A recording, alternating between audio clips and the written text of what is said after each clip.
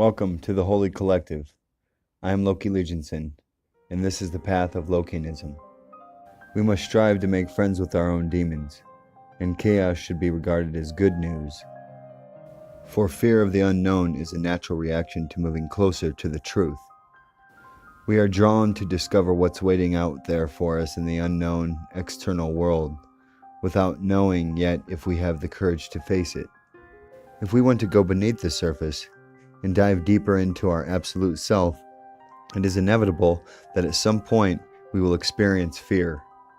For fear is a universal experience. It is not a terrible thing that we feel fear when faced with the unknown. We react against the possibility of not having anything to hold on to. For fear is a natural reaction to moving closer to the absolute truth of the absolute self on the Lokian path. We cannot be in the present and run our inner storylines and movies and distractive thoughts at the same time.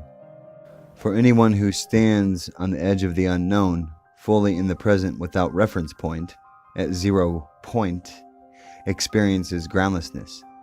That's when our understanding goes deeper, when we find that the present moment is a pretty vulnerable place, and that this can be completely unnerving and completely tender at the same time. Tread with caution. When we're talking about getting to know fear and becoming familiar with fear, we're not talking about it as a way to solve problems, but as a complete undoing of old ways of seeing, hearing, smelling, tasting, thinking, and intending. When we really begin to do this, we notice that we're going to be continually humbled as well. We should allow ourselves to become intimate with fear, which will cause our drama to collapse.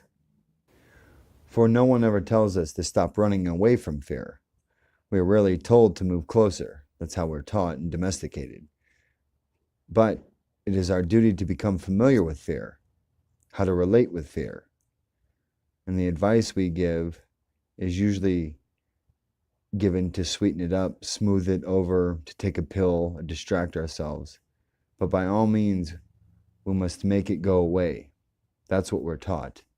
And that is the illusion. We're taught to disassociate from fear, and that's what we naturally do. And we habitually spin off and freak out when there's even the slightest hint of fear. We feel it coming, and we check out. The most heartbreaking thing of all is how we cheat ourselves of the present moment by avoiding this fear. However, sometimes we are cornered, and then we feel that everything falls apart, and we run out of options for escape. Then we're faced with the fact that there's nowhere to hide. We continue to run and run and run from fear until we're faced in the crosshairs of fear itself.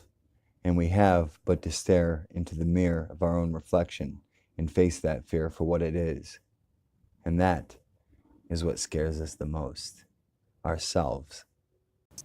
So the next time we encounter fear, we should consider ourselves lucky. This is where the courage comes in. Usually we think that brave people have no fear.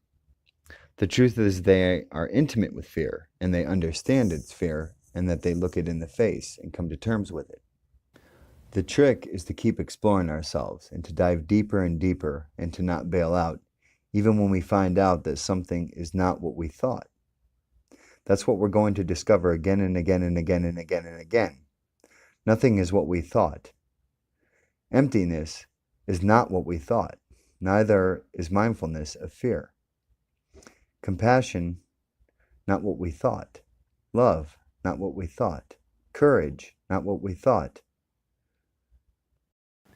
These words are labels for things that we don't truly know in our own minds and hearts.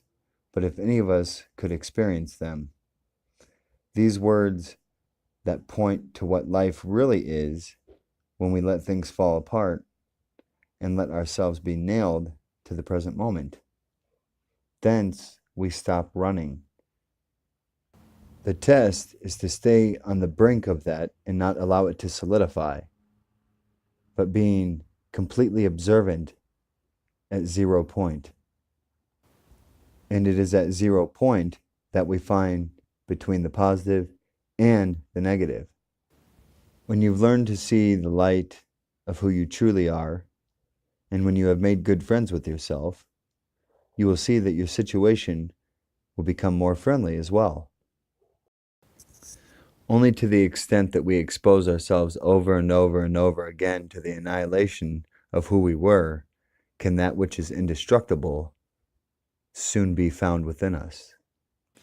When the bottom falls out and we can't find anything to grasp onto, we suffer. Love of the truth puts you on that spot. It puts you at center stage. And when you are nailed with truth, we also suffer.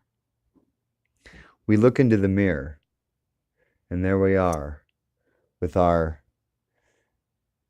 terrors and horrors of self that we turn away. No, rather, stay focused and look thyself in the eyes and see.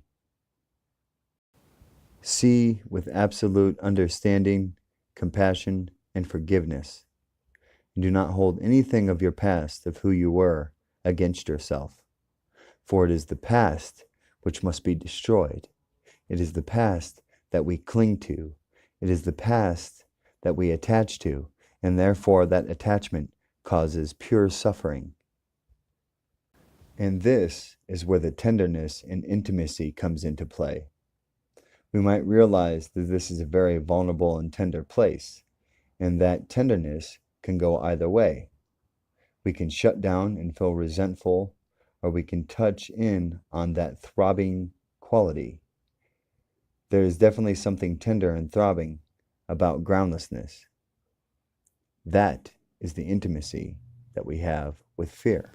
We must learn to embrace it, to not allow it to indulge us with fear and drown us in sorrows and suffering. We must become one with our suffering and understand suffering in its pure and absolute truth of perfection, which is not easy to do. This is a kind of test, and it's the kind of test once we experience a sense of loss, of a loved one, a friend, who we were, and of life itself. We say things like, we didn't want this, or that we hated this, or that we were terrified and horrified of this and that. But it turns out that this dis-ease, suffering, and illness has been our greatest gift the whole time. Now we find that every moment is very precious, and all the people in our lives are also very precious to us. And our whole life means so much to us. Something that was horrifying and scary and unbearable had turned into a gift. The chaos of whence things fall apart is a kind of testing and also a kind of healing at the same time. We think or perceive that the point is to pass the test or to overcome the problem, but the truth is that things don't really get solved. They come together and then they fall apart. Hence, chaos.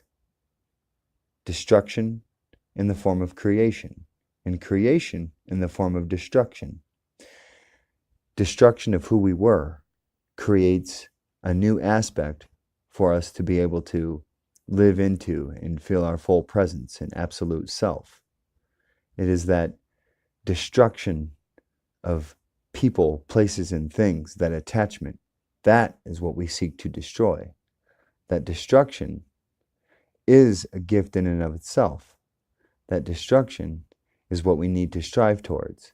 Not the destruction of taking your own life, but rather the destruction of old habits and addictions. And once we find that we have destroyed these habits and addictions, we will find that we'll become a lot more peaceful in all that we do. Thank you.